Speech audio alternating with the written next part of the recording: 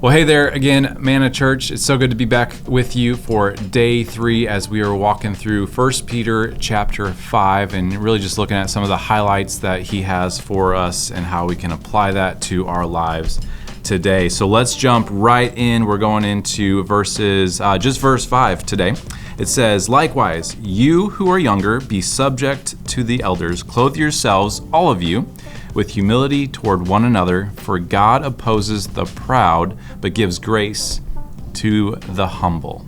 Now, it might be hard to place yourself in the grand scheme of all the things that happen in the body of Christ, but I am certain that we are all under some authority or leadership, regardless of where we serve or attend or where we're on staff. You know, there are people around you that are further along in their journey with Jesus than you are. So this verse is a great reminder to take stock of how we perceive ourselves in relation to others.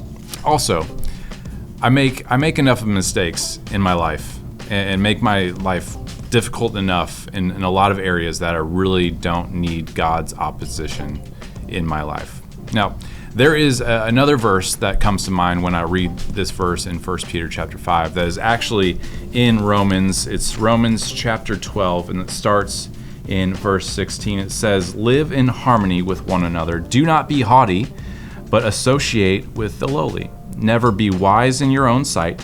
Repay no evil for evil, but give thought to do what is honorable in the sight of all.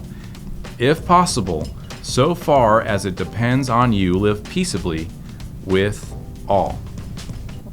You know, my encouragement for you today, my action step for you today, the thing that I want you to consider today is to contemplate what that looks like for you. Is there a relationship or maybe relationships that you are dealing with today that really they just grind you at every time you interact with that person?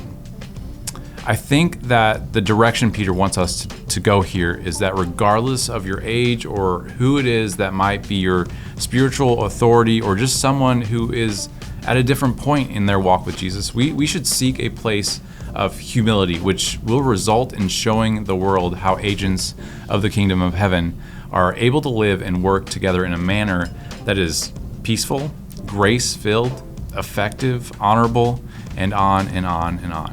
You get the point. Well, have a blessed rest of your day, Manna Church. We'll see you back here tomorrow.